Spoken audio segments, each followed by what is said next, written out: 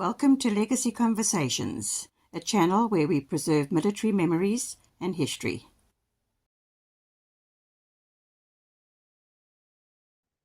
Hello everyone, it's Chris here. I don't know if you're new to the channel or not, but a month or two ago, we made a decision to leave YouTube.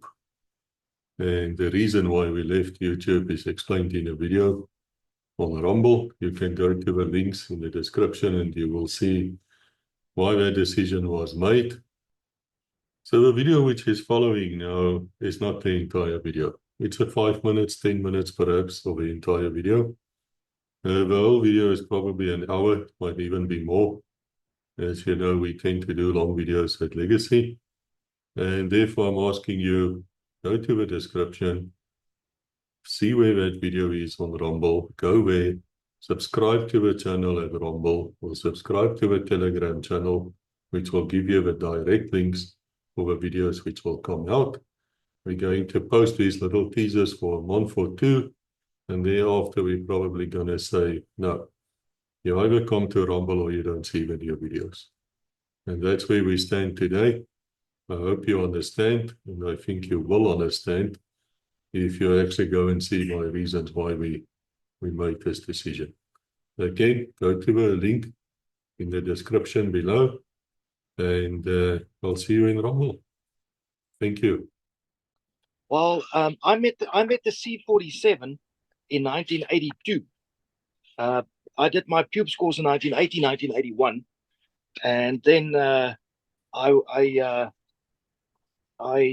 met a commandant at Langebaanweg, and he didn't like my guts, and I didn't like his. But being a CO and him being a commandant, I was only fighting a losing battle, and I was therefore sent to 86 multi-engine flying school. I didn't continue as a fighter pilot, and I started flying the C47 in 1981. And my first flight was with my first instructor, as a matter of fact. He'd moved on to 86 as well. And on the 19th of January, I flew with Gus Kruger in C47 6868, of all numbers. Uh-huh. And that was my first sortie with a C47.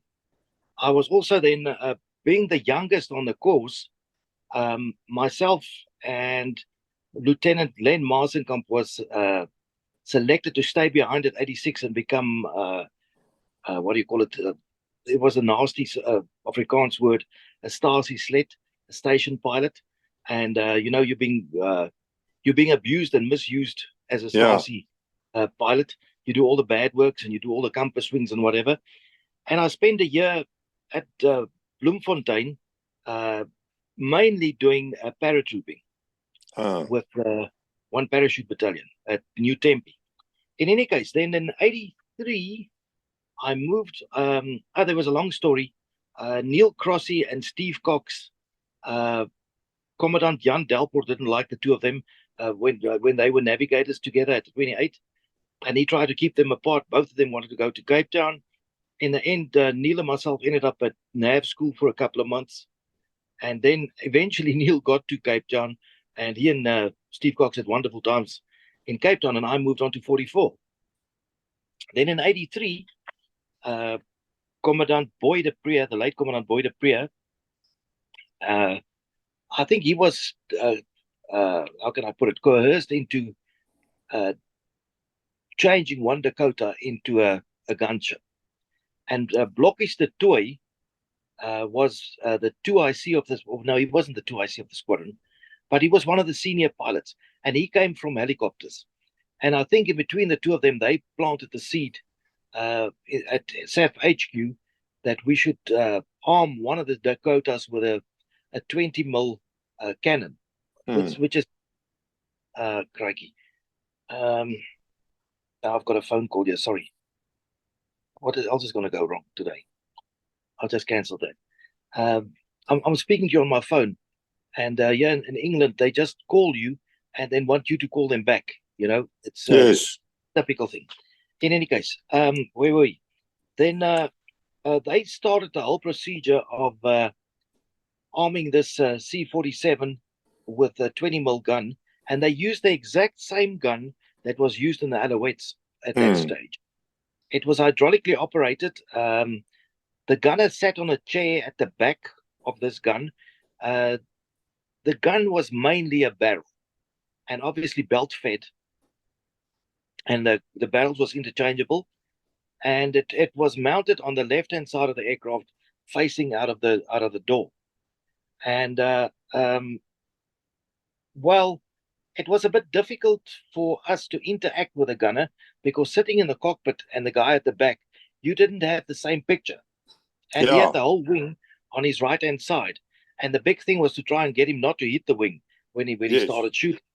So it was quite an interesting operation, and there was no manuals on how to fly the damn thing or how to use the gun. And most of the engineers, well, all of them came from helicopters, so they all were quite au fait with the usage of the gun. Yeah. It was just different speeds and different altitudes for them. And Blokkies de Tooi and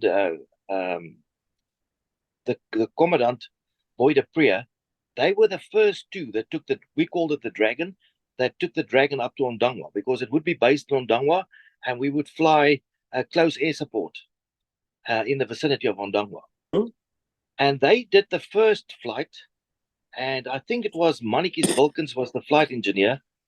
Yep, and Monster. No, Mannetjies Wilkins. Yes.